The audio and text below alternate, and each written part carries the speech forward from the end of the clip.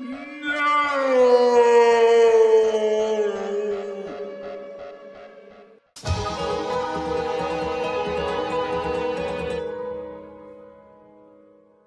going on, everybody? Sean Ross here, and welcome back, guys, to my second to last review that I will be doing weekly for the manga of Tokyo Ghoul. I will be talking about and discussing chapter 178 entitled White and Rabbit. But the journey is almost over, guys. We are about to cross the finish line because next week's chapter 179 is going to spell the end for the journey of Ken Kaneki and all these characters that we've been following for years. It's all going to come to an end unless Ishida has some surprise announcement to go along with the last chapter that he is in fact continuing the story and we are going to get a part 3. But as it stands right now, we know of no such announcement. We just see this last chapter as the finite end of this series. But we actually got some interesting news concerning the final chapter because it's actually going to have a length of 36 pages. That is the length of 2 chapters, basically. So we're gonna get 2 chapters in one with 179, and that gives Ishida a lot to work with to hopefully deliver upon us a good, satisfying conclusion. But obviously there's going to be some story points left unanswered, some threads still left up in the air, but let's not really focus in on the finale just yet, because with this chapter, it really just makes me think back on the journey that we have been on with Kaneki, with Toka, with all the ghouls, with the CCG investigators, and it really just makes me think back on starting this series back at chapter 1 and just the fun that I had reading this series and just getting to talk with you guys from starting this channel, talking about Tokyo Ghoul, doing live reactions and reviews to each new chapter that came out. It has been a blast to read this series, and it's been fun to share it with you guys. So I just wanted to say thank you guys once again. I'll be doing this once again in like the final live reaction and review for 179. But guys, thank you so much for following me throughout the journey with Tokyo Ghoul, and let's cross the finish line together. So with all that being said, guys, let's dive in and talk about chapter 178 for Tokyo Ghoul entitled White and Rabbit. And just from the title alone, you can see the connections to Kaneki and Toka, where you have White representing Kaneki and Rabbit representing Toka, because the first half of this chapter mainly deals with Kaneki after he has killed Rize, trying to get off of the oviduct, and then he ends up being swallowed up by the Kagane black goo. And then the ending of this chapter focuses in on Toka as she is sitting by the bedside of Psycho, as both of them are waiting patiently for Kaneki to return. So we pick up right where the last chapter left off, when Kaneki, without hesitation, just decided to kill Rize in order to save everyone else. But on the very first page, it is just blackened out, and all we get to see is that flower that we know all too well and have seen countless times throughout Tokyo Ghoul and into Tokyo Ghoul. And I like that Ishida included this flower because it acts as a nice bookend for the journey of Kaneki and Rize, because these two characters, their fates got intertwined with the first chapter when Kaneki got transformed into a half ghoul, and then he went on his journey. And then we ended up getting to the torture scene where this flower first appeared, and it kind of symbolizes the connection between Kaneki and Rize. And you flash forward to this very chapter to see what is actually transpiring, to where now Kaneki has to kill Rize in order to save everyone. That's a nice touch implemented within this chapter by Ishida. I love the fact that he ended up using that to start off this chapter. But then we actually get to see Kaneki just kneeling right before the dead body of Rize. And she looks very calm and tranquil, almost like her tragedy, her tragic life that she has led ever since meeting Kaneki has kind of come to an end in a way. But this is where things kind of get very iffy and kind of confusing, because after he has killed Rize, the whole oviduct begins to tremble and make noises and sound effects, and Kaneki realizes this and begins to get up. He's about to walk away, but then there's some muttering coming behind him, most likely coming from Rize. And depending on the translation that you read, it either read as or always. So that right there raises a lot of questions, because Kaneki was supposed to kill Rize right there within that moment, but how could she be talking? It would make a lot of sense with her still being connected to the oviduct. It's almost as if it's like a life support system to where even if she's killed, maybe it can resurrect her again in some way. And as you kind of go throughout this chapter, as the oviduct seems to be collapsing, it's like oozing, there's goo falling everywhere, it doesn't really seem that Rize might have died by the hands of Kaneki in this chapter. He might have. It's left rather ambiguous. But then we just see Kaneki look back at Rize for one last time, most likely thinking back to that first date that they went on. But then he just turns right back around and tries to get off of the structure before it collapses. And this oviduct is shaking, it's making a lot of noise. And we also see this black ooze just coming off the sides of the structure. And this black ooze actually ends up hindering Kaneki from escaping from the oviduct within this chapter. But that's not the only thing holding Kaneki back, because he's also trying to find Ayato deep within the catacombs of this ward and underneath this oviduct, because Ayato is holding back those Kagane monsters so that way Kaneki could continue with his mission. And Kaneki needs to return alive with Ayato in order to keep his promise to Toka. So as we see Kaneki just shouting out Ayato's name, we just see this mudslide and this ocean of the black ooze just come crashing into Kaneki, knocks him off his feet, and he's just being swallowed by this black ooze. He's basically drowning within a dragon and being pulled within the deep, dark depths of this goo, and he's having a hard time trying to get out of this situation. And actually thinking back on this, this brought me back to chapter 159, back during the conversation between Dream Rize and Kaneki. Go back to Rize's final piece of dialogue where she says, "Well, watching you drown should also be quite interesting." Kaneki is technically drowning within Rize at this moment, and Rize is also getting her wish of getting to watch Kaneki drown. With Rize being the nucleus of this oviduct, this entire structure is an extension of her being, of her body. So as we are seeing this black Kagane goo just flooding the area of the oviduct, in some strange way, this is Rize as she is dying, trying to take Kaneki with her in this moment. So this is definitely Ishida trying to add some tension to where we won't know if Kaneki's going to live to make it to the final chapter, or if he's going to die and everyone's going to find out that Kaneki did not make it in the final chapter.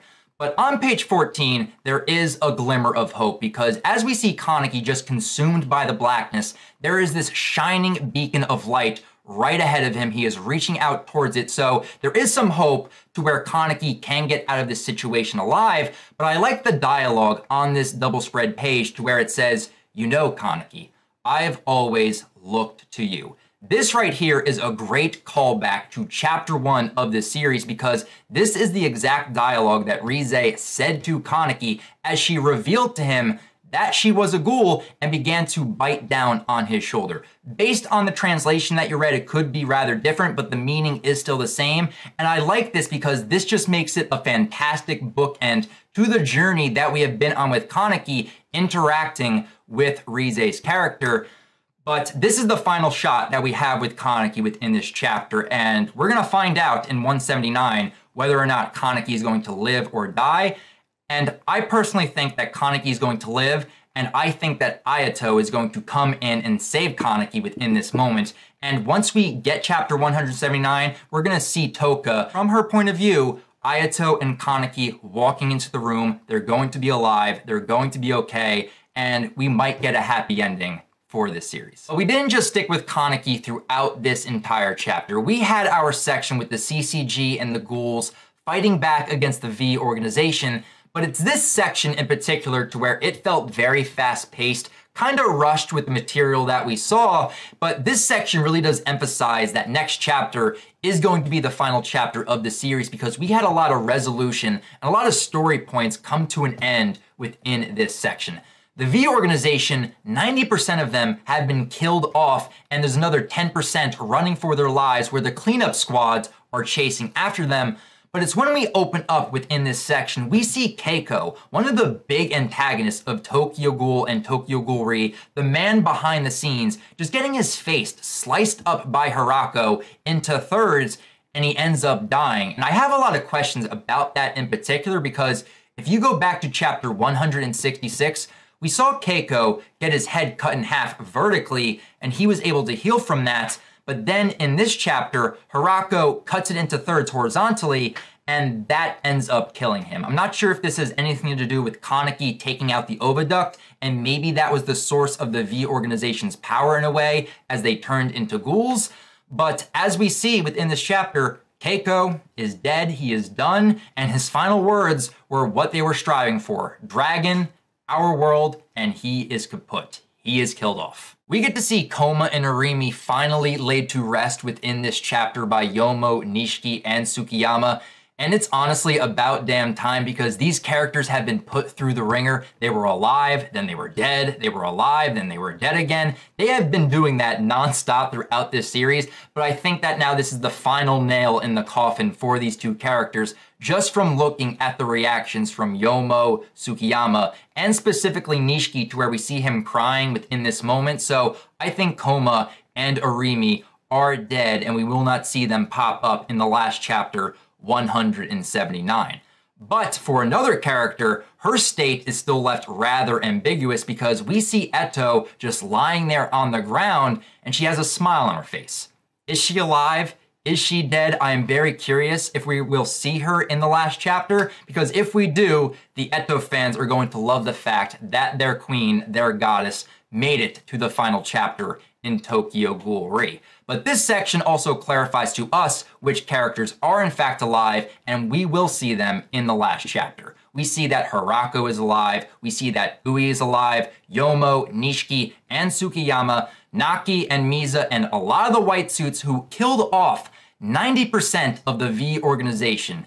I don't really know how I still feel about seeing Naki alive, but I like seeing him with Misa within that moment. And we also come to see the QS squad going after the last 10% of the V organization, led by Ure, where he just has the Noro Quinque held out. Very badass shot right there. And we also see Amon, Takizawa, Little Bin, all of Suzuya's squad, and then we end off this section with seeing Hide and Marude telling everybody to come back, the fighting is over, and then we just see this zoomed out shot of the city landscape where a butterfly is flying in the air. And with this butterfly, could it be signaling to us a change going into the final chapter for Tokyo Ghoul? Could we in fact be getting a positive and happy ending to this series as a whole? Because throughout the series, we have been referenced time and time again to the butterfly, and it's symbolizing it many different things, symbolizing metamorphosis, signaling change, and maybe going into the final chapter, we might see a change to the series to where we could have a positive, happy ending.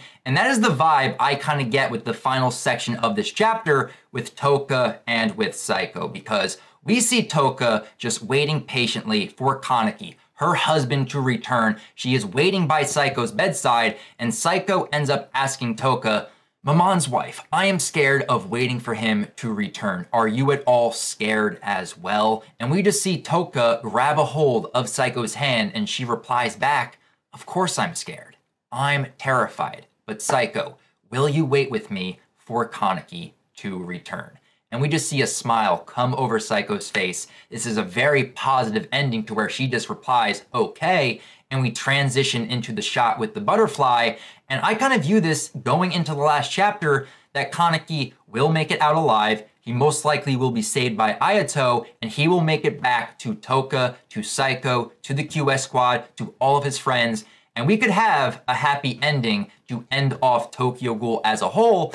But I would not be surprised in the slightest if Kaneki, did not come back alive, and we ended up getting a tragic ending, and Ishida was just laughing to himself, being like, "Oh, you guys thought you were gonna get something positive," as he penned the final artwork, last panel, last piece of dialogue of the last chapter, being like, they don't know what they're getting. But I'm going to remain positive going into the final chapter, but I am very curious, just with ending off chapter 178, where the last chapter is going to go. What kind of resolutions will we get? Will we actually get to see the birth of Kaneki and Toka's child? What other conversations and loose ends still need to be tied up in the last chapter? And could we possibly have a time skip? Because we're going to get 36 pages with chapter 179. 2 chapters worth of material banged into one. and I am very curious on what Ishida is going to deliver upon us. Everyone is not going to be satisfied with this ending, but if it's anything with what we got with this chapter and the previous chapters, and this is just satisfying enough, then I will enjoy this series overall because the journey has been fun. I've loved getting to interact with all of you guys. And by next week, I will do my final live reaction and review to the manga of Tokyo Ghoul, unless there's a surprise announcement left in store. But thank you guys for following me and just getting to talk about Tokyo Ghoul. So with that, guys, that is my review on chapter 178 for Tokyo Ghoul. And I definitely want to hear your guys' thoughts on this chapter, but also what are your expectations and what are you hoping that we get in the final chapter? Leave your thoughts down in the comments below, guys. I'm very curious on your overall thoughts and what your expectations are going into the final chapter. But if you guys want to talk more about Tokyo Ghoul and specifically about the finale, about the last chapter, outside of YouTube, feel free to follow me on Twitter, guys. A link to my Twitter account can be found in the description down below. But that's going to do it for me here, guys. So until next week, when I have my final live reaction and review to Tokyo Ghoul, I'll talk to you guys next time.